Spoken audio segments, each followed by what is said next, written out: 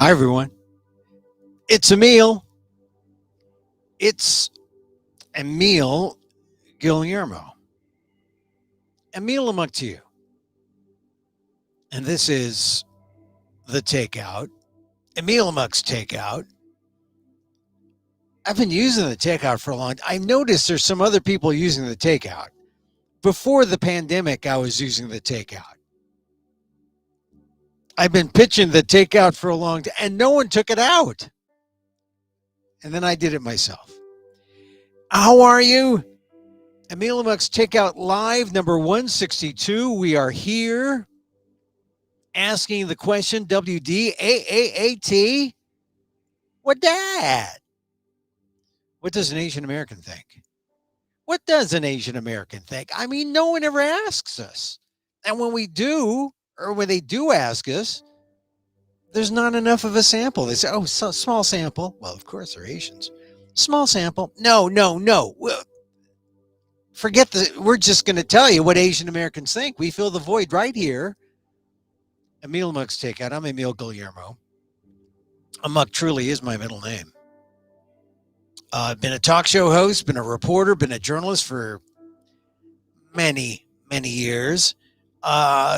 Hosted All Things Considered for a brief period, but was the first Asian American to do so.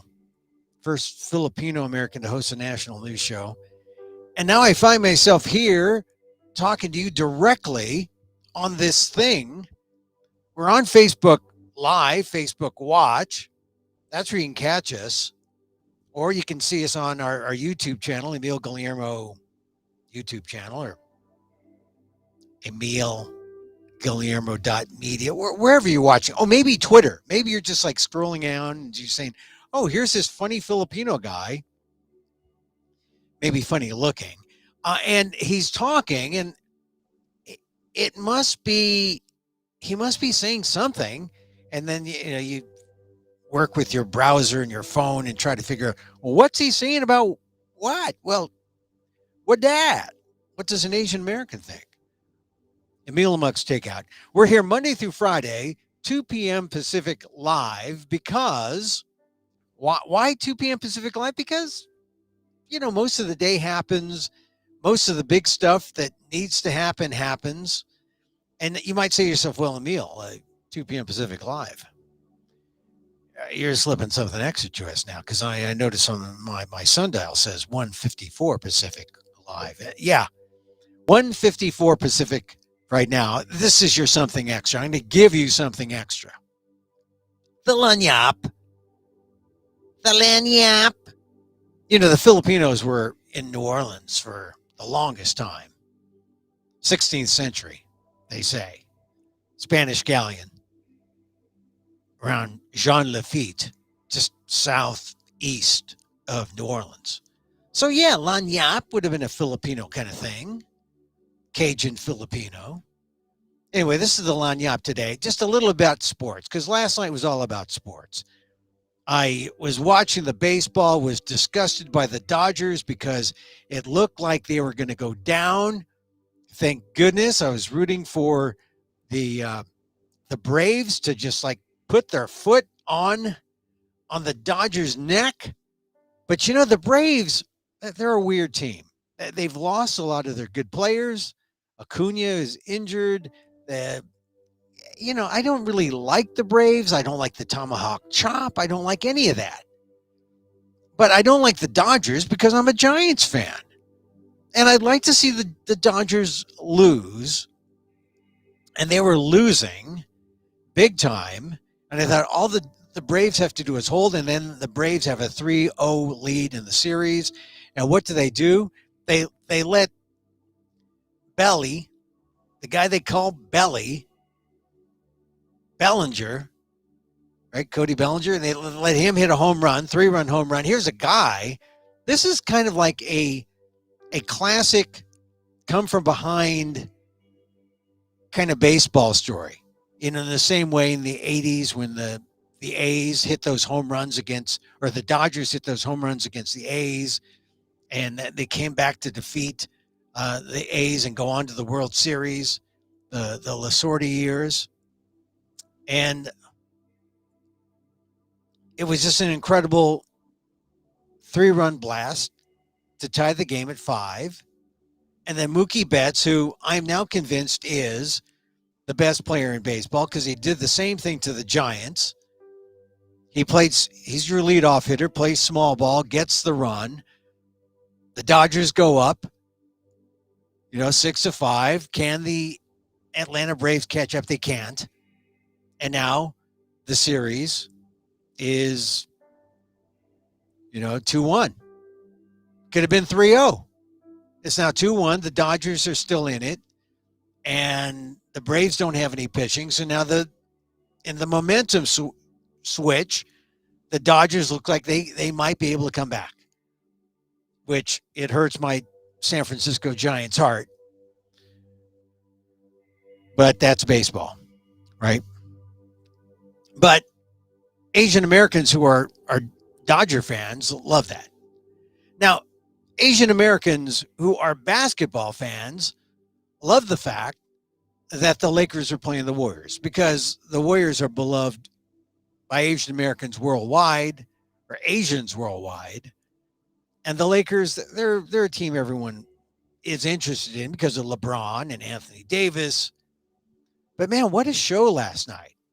LeBron's still good, Anthony Davis is good, and the Lakers are good, but not as good as a lousy Golden State Warriors team. And I call them lousy because Curry wasn't playing well enough for 20 points and a triple-double, which is an incredible thing because he didn't look really into the game.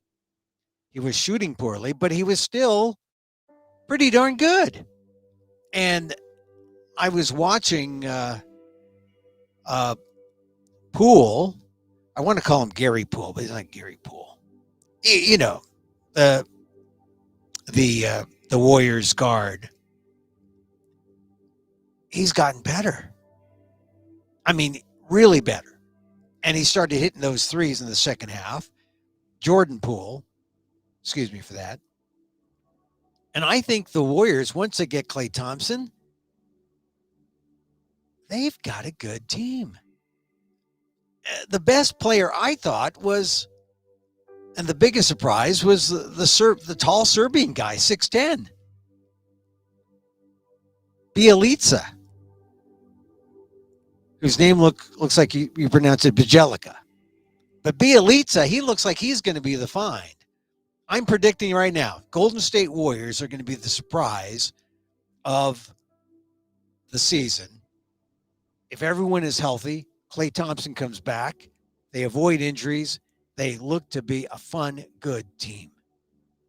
Moses Moody, one of the draft picks, looked good a few minutes, but the Lakers did not look beyond Anthony Davis and LeBron James. They didn't look as good. Anyway, so sports, I give you a little something extra. My feelings about, believe me, last night was all sports. I mean, I got all newsied out during the day, and then I get sportsy at night, and then I had some internet troubles in the evening, and I had to do some stuff.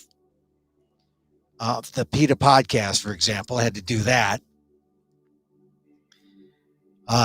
You want to hear about animal rights? You want to see what's on the horizon for animal rights? Check out the PETA podcast. It's civil rights for animals, constitutional rights for animals. Check out the PETA podcast. All right, it's a little after the 2 p.m. Pacific hour. Welcome to Emil Amok's Takeout, number 162. This is our program today. I want to talk about the really big stuff today, more about firsting, this idea that I don't think I made it up, but I'm making a big deal about it because if you're a Black, Indigenous, a person of color, an Asian American, being first matters. Being in the room matters. And it mattered 30 years ago, 40 years ago, 50 years ago, 60 years ago with Colin Powell. It matters today. And I just say check out my column on the ALDEF website, the Asian American Legal Defense and Education Fund, aldef.org/blog. I write about some thoughts about Powell. The most immediate thought is, darn it, if you're not vaccinated, get vaccinated. Because only because you're not vaccinated, someone who is older and in a vulnerable group, like Colin Powell, who had myeloma, cancer, my goodness, he couldn't beat that. And he couldn't beat the fact that only 62% of the country is vaccinated. I believe that's the number. I mean, we need to get up to 70 to 80% to be effective. But those of you who are unvaccinated, this is on you. This is what happens. This is why we have more than 720,000 deaths in America. And it's not about freedom. This is about pulling together as a team. This is about pulling together in the name of public health. You know, a lot of people come on Facebook and put out misinformation. This information is real. Vaccines help stop the spread, help keep people from dying. You got to do your part. Otherwise, we'll see more of this kind of thing where people in their 80s, people who have compromised immune systems, end up dying because Americans are too selfish to believe in public health. That's what it boils down to. So I talk about that as the big thing for Powell. And wouldn't you know, yesterday was a day that a lot of people who are conservative, a lot of people who are on that, you know, the anti-vax side, they just went full throttle, saying, well, you know, Powell's death shows that vaccines don't work. Powell was vaccinated. Clearly, vaccines don't work. No, that's not what it shows. I mean, you take a bigger sample, take the sample that exists, and you see that vaccines do work. There will be breakthrough cases where people who are vaccinated can come down with the disease. But sometimes it's not an absolute thing. But if it weren't for the fact that Powell had a compromised immune system because of cancer, he may not have had the breakthrough. But it's just kind of despicable to see people use Powell's death to back that anti-vax side. Because Powell was a soldier for America, protecting everyone. He'd want you to get vaxxed. So my Powell piece is really about how being a first really matters. And, you know, it's ironic that he died on the day of the Philippines, or Filipinos were first to America. I explained that in a previous column. But this idea of being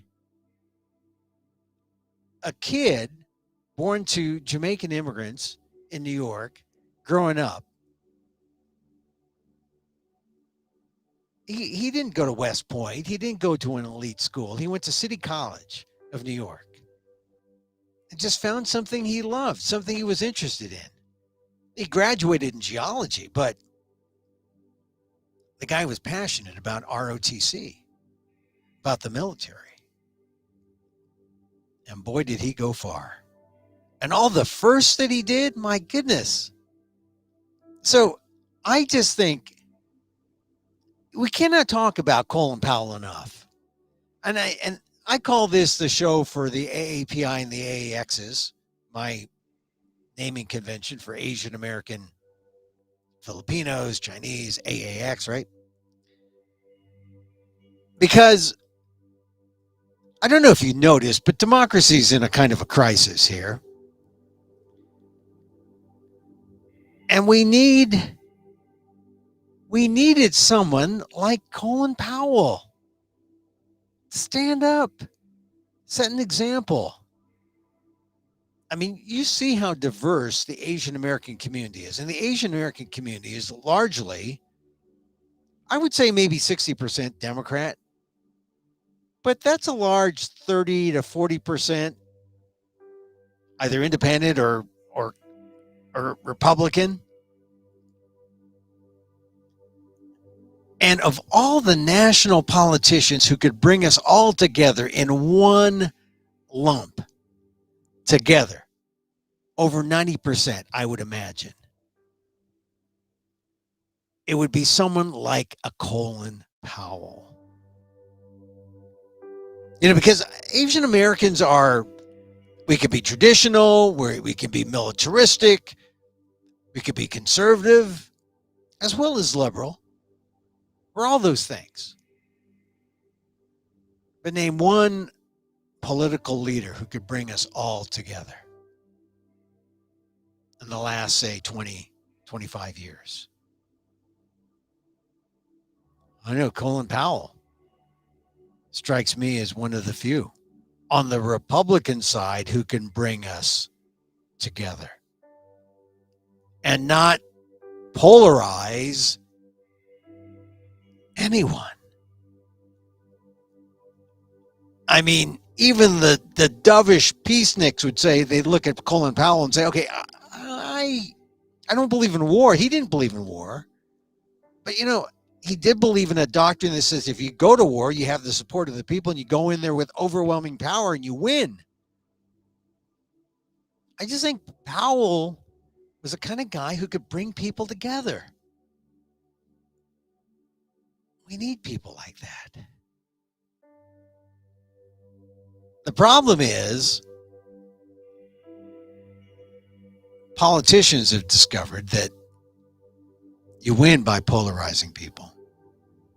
You win by polarizing the country. You win by scattering the electorate and letting them find their way, maybe back to you. And that's been the political strategy for a long time when it comes to dividing up an electorate and then polarizing it so that your votes are clearly delineated versus your opponents. And that will work in the short term, but it's going to destroy America in the long term. The big picture, the long game. And I bring up what happened just within an hour of me coming on here, 2 p.m. Pacific, the voting rights fiasco in Congress. The Republicans blocked the latest. They didn't need that many votes. Now, what happened? Just as I was speaking, they cut the Washington Post changed their page, and they made it impossible for me to find the thing that I wanted to share with you. Now here's what happened. I'll take it from the Brennan Center. We have a situation where the Republicans blocked the debate. A minority of the Republicans. Here's the odd thing about this. The Republicans, I mean, there's enough votes to pass this and to get this back. I'm talking about the Freedom to Vote Act. There's enough to get Biden to sign it, but this obstructionist act by Republicans has stopped debate on the Senate floor. And now who knows what's going to happen. They got to get back on track. We need voting rights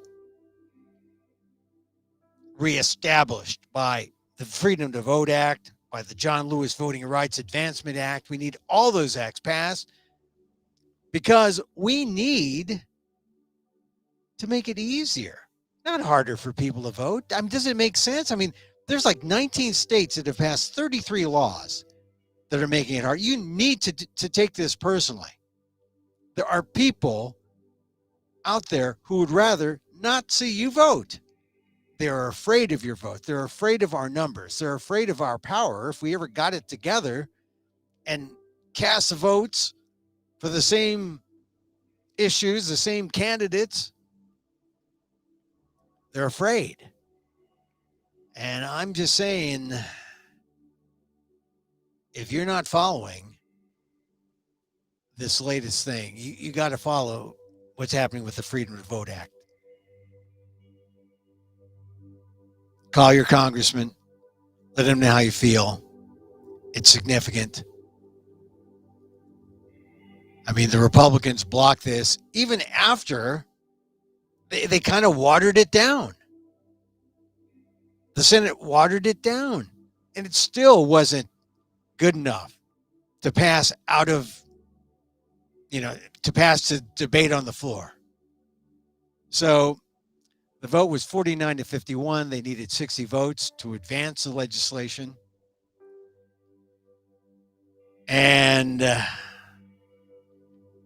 so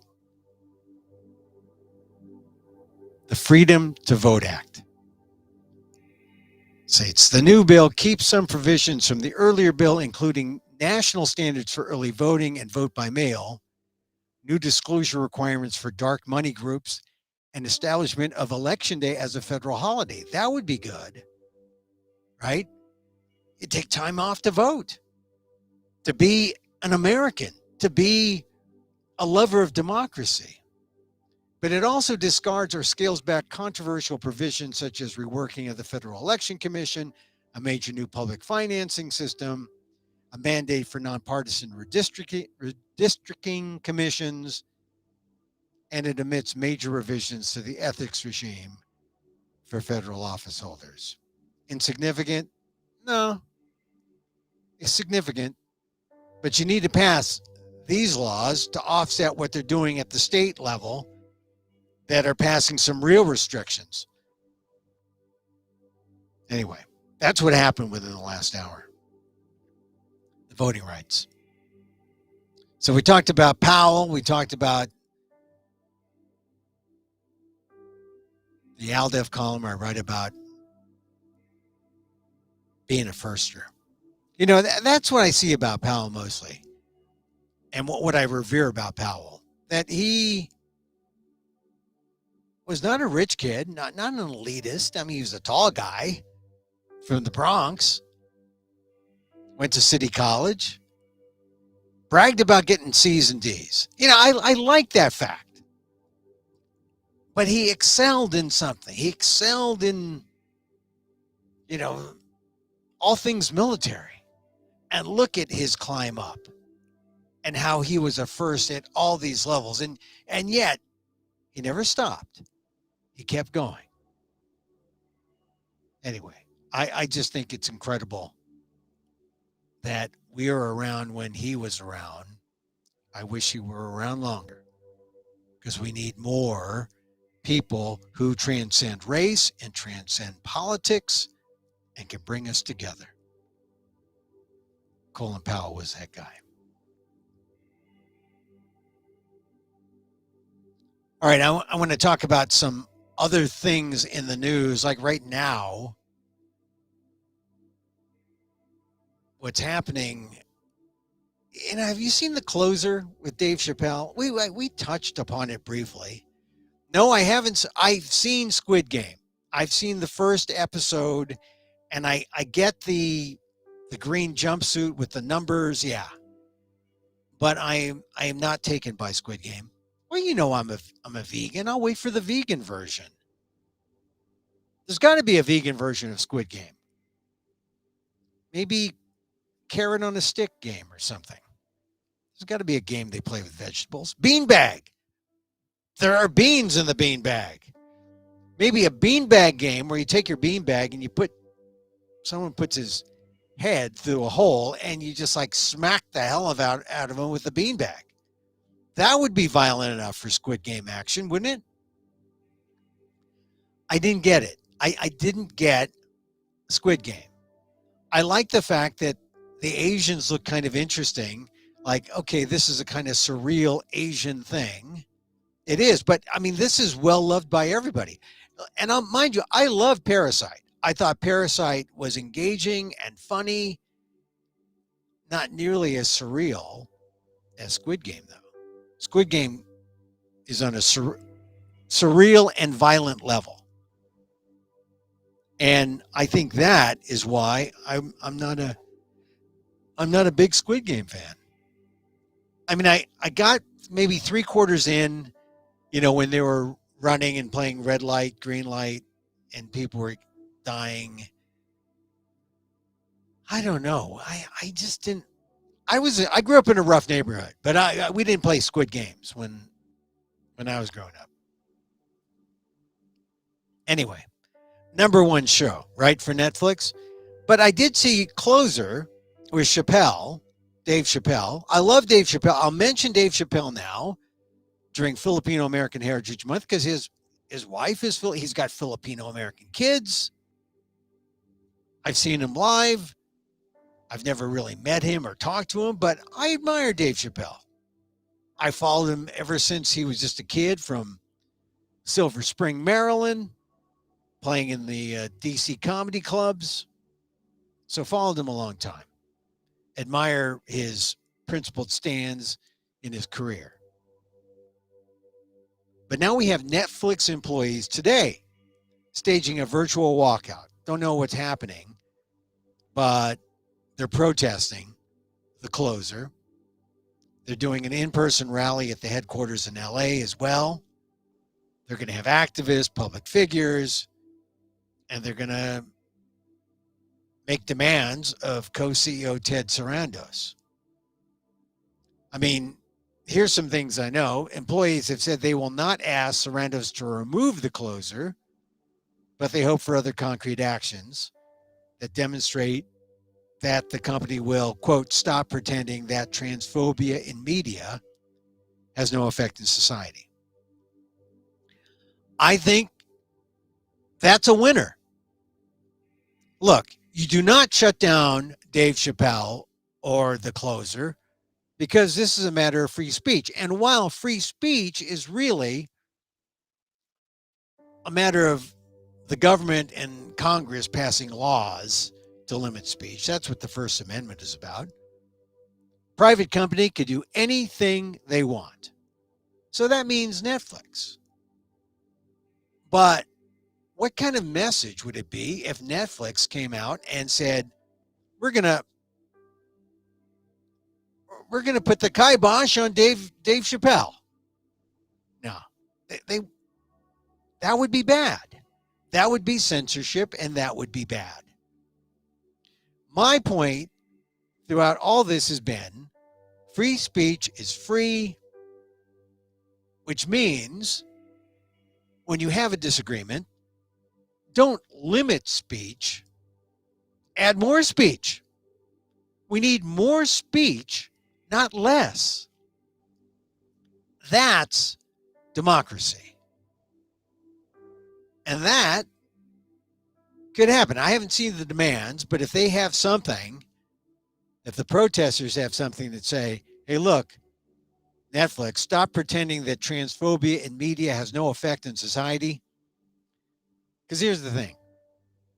We know it does. And we also know that's why some people kind of get turned off by Squid Games. I mean, some people like it. Clearly, people like it. Because maybe they see it as an ultimate fantasy in the same way that all the video games, that all the killing games on video, oh, those are just fantasies. Okay, I get that. But the feelings are real. And when the feelings are real, is that art to feel how bad it is to be shot and killed, or to kill someone, or to be engaged in. Is that a feeling that we really want? I don't know. What about joy? What about happiness? What about what? Look, I'm all for tragedy. I'm all for tragedy, but I'm also for hugging and kissing and love, not pornography. I'm for joy. I'm for that positive experience. Mike Hale is a New York Times critic. I'm not really a friend. We're more acquaintances. We now, in a city of 10 million people, it is kind of odd when you keep bumping into each other in a subway. Okay, it only happened once. But, at a weird time, oh, it's Mike Hale. Mike is Asian American. He's one of the top TV critics at the Times. And he was right on a couple days ago, I think last Friday. He did a review saying, look, if maybe you have been spared being sucked in by the Squid Game, or by Squid Games, or whatever the proper name is. But he just said, look, it's just a lot of empty calories. For those of you with a blood fetish or a blood hunger, that was enough for me. So look, there's no censoring it. It's just we have an opinion, right? Same thing with Chappelle. If there is differing opinions, then darn it, power to them at the protest today. That's the right thing. Let their opinions be known. And for Chappelle should know that his right to say what he wants is protected because people get a chance to speak back.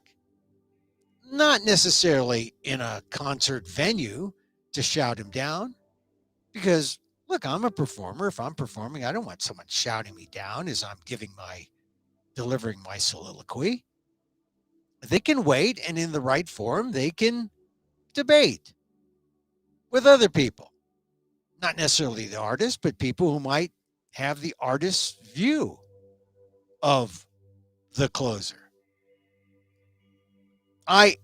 Unlike a lot of people, I have seen the closer.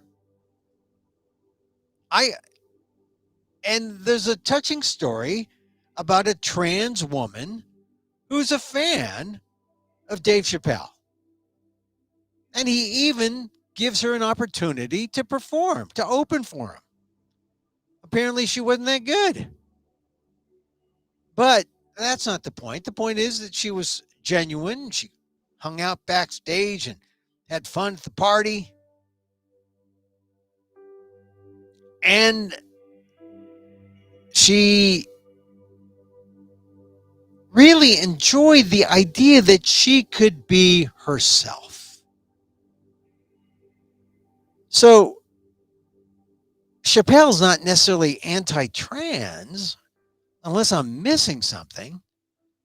But he did mention this idea of TERF, TERF, trans exclusive radical feminism, which I don't know anything about.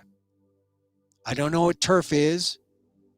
Trans exclusive radical feminism.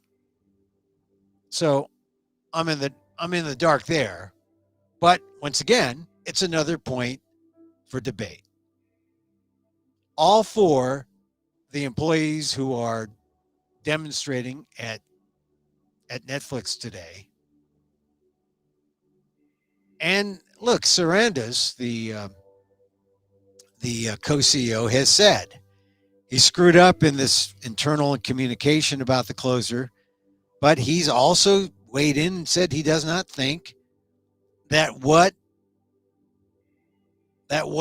Chappelle says in his special is hate speech. And I think that's true. I did not see it as hate speech. But here's the opportunity for Netflix to say, okay, we don't limit speech, we give you more speech. So here's more stories of trans. Here's more instances, real life situations that show what happens in communities that are unfriendly toward trans people. And that is what you need to balance out a comedian's opinion, which, as I said, I saw the closer. I was not offended by it. I didn't think it was advocating violence toward trans people. In fact, the story is, the story he tells is about a woman who felt, I don't know what the circumstances were, but it was a tragic end for this person. But I think in the end, there's a feeling that that person had every right to be herself, to do what she wanted to do, and to express herself. So I just hope that today's demonstration will help people understand what's going on. Whatever happens, we shouldn't be for censorship. We shouldn't be for shutting down anyone. And it shouldn't be about cancel culture. This isn't about canceling anyone. This is about making sure people understand the multitude of angles on transness and on the reality of a trans life. It's not just Chappelle's view. It's not just the turf view. It's not just the activist view. It's complex. It's real. And we need to hear more of those stories. So, power to the activists, though. They got CEO Ted Sarandis' attention. Here was one reader. I read something in the Wall Street Journal, and a reader said, it would have been more powerful, let's see, and certainly less crass if Mr. Sarandis had hit harder, had hit solely on the issue of artistic freedom and not, oh, no, that's the wrong one. Here it is. Dave Chappelle's Netflix special, let's see. In it, he was, as is his way, avowedly anti-woke, especially on gender issues, including the LGBTQ movement, which he has called the alphabet people. He knew he'd get in trouble. He has in the past. They dragged me on Twitter. I don't give a blank because Twitter's not a real place. The special is a hit, and he seemed comfortable because he knows he is talking to regular people, not ideologues. The show was taped in Detroit. The past week, he has been castigated by LGBTQ. Where is my? Oh, I'm missing my. Well, I already lost my space here. Oh, here. A reader says, where is it? Okay. All right. I missed it. The point of the reader was that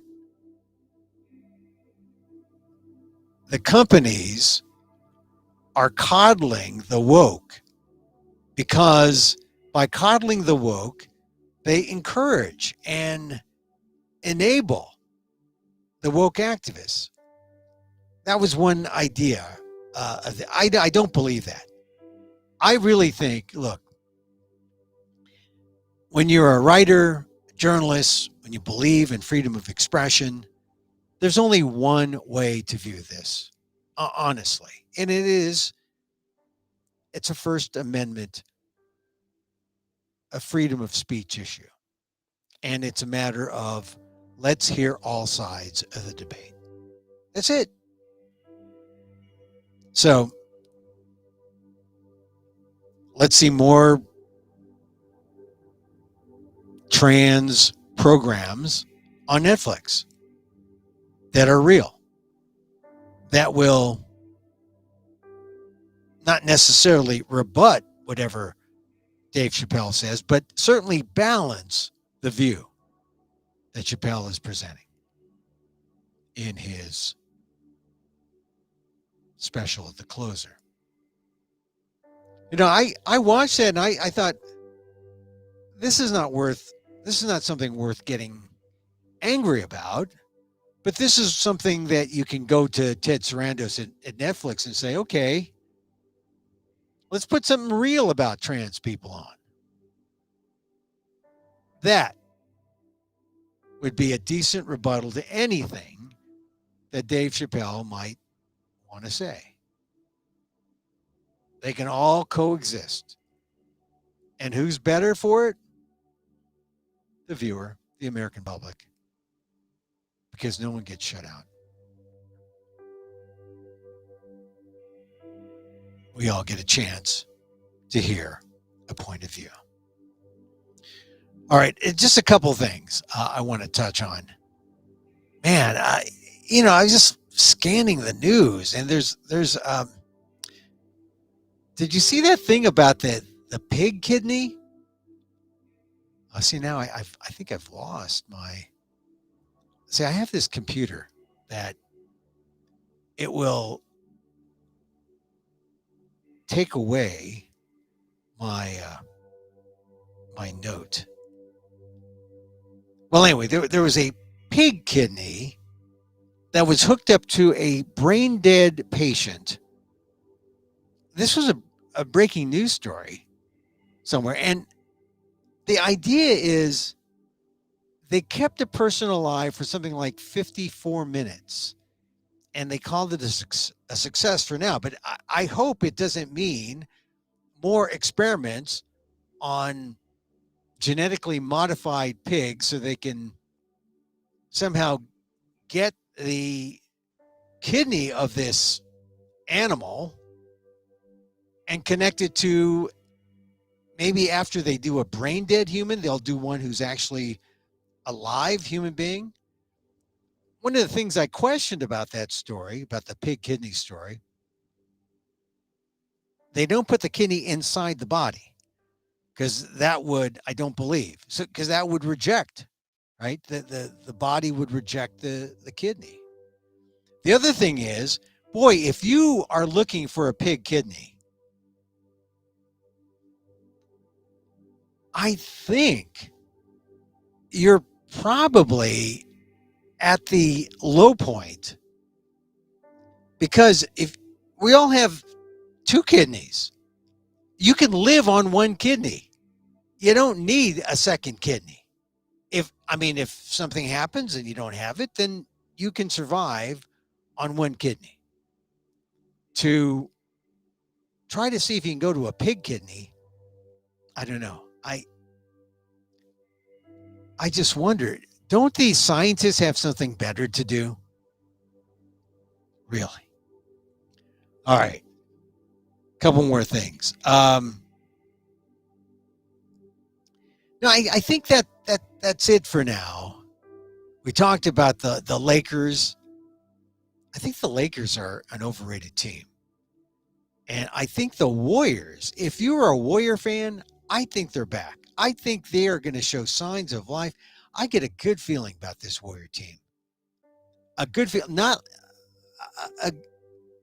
a better feeling than I've had about the Warriors in a long, long time.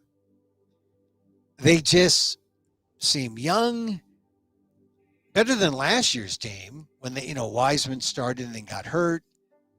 They've got some real, because they had like a couple of good players, a lot of lousy ones, and a star rookie. This time they've got star rookies, veterans. That's the key, veterans, and they're all basically good.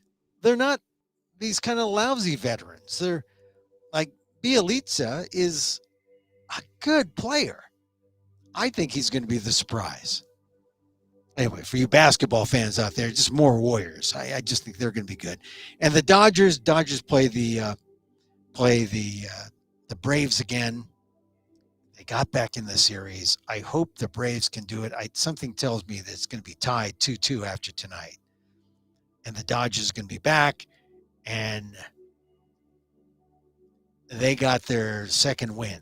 They almost were down 3-0 yesterday, 3-0. But I think they're going to come back. And as far as the Boston Astros series, I like Boston a little bit.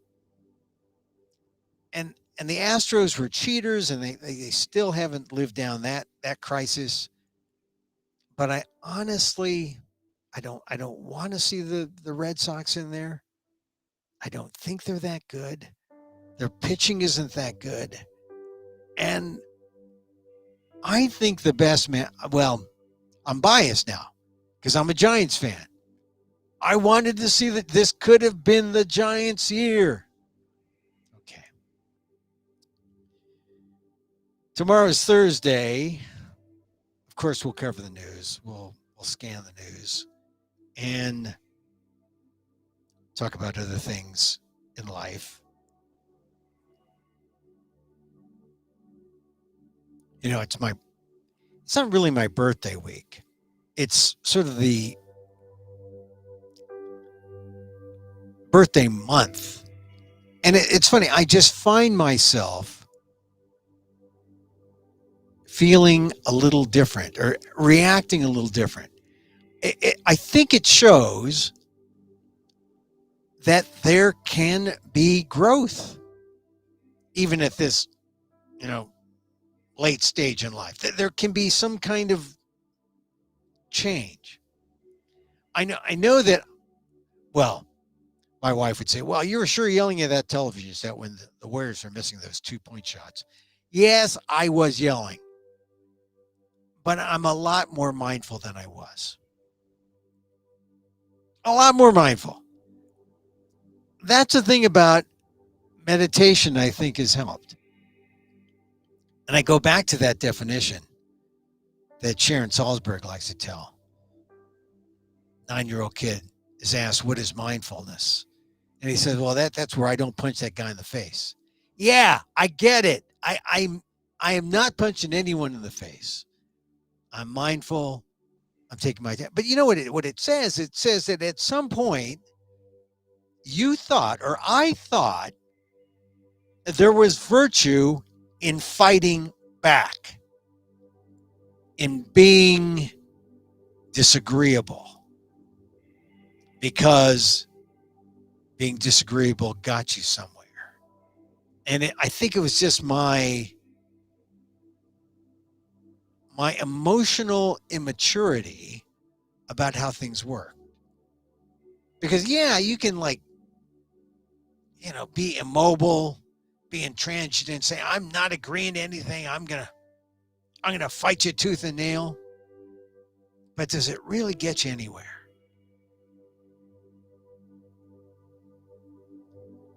And I think I may have seen that at some point in my life as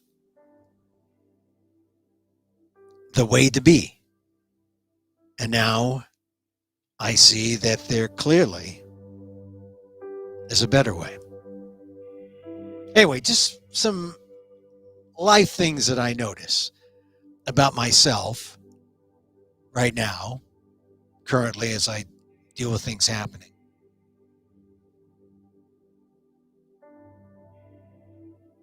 And I think we'll be back again tomorrow. Yeah. Hey, thanks for listening to Emil Muck's Takeout Live, number 162. You catch a replay on amok.com. I will put it up there. Also, read my columns at aldef.org/blog. Also on Inquirer.net. Inquirer.net, Philippine Inquirer's website. for the Filipino diaspora members. Would you call them diasporants? I like to say, be here, bang the gong now. EmilGuillermo.media, also on amok.com. That's where you catch us Monday through Friday at 2 p.m. So thank you. Oh, also catch the PETA podcast, wherever you listen to your podcast, or the podcast version of Emil Amok's Takeout. There is a not of this show, but of different shows that I've done, different interviews. Wherever you podcast, Emil Amok's Takeout. So that's it. I'm Emil Guillermo. Email me, emil@amok.com. This is the Micro Talk Show of the AAPI and the AAXs and the ALLs. Thank you for being here with me. If you've made it this far into the show, thank you. Thank you for hanging in there. And, just for hanging in there, you get a hug from me. You get that feel, where I tell you, not just thank you, but I say, thank you for being here. Thank you for staying to the end. And I want you to know that you're all right. You're good. You're deserving. No shame. No shame. You belong. Remember that. Just remember this. As I wish for me, I wish for you. That we be safe. That we be happy. That we be healthy. And that we live with ease. Emil Guillermo. Till next time. Mahal Kita.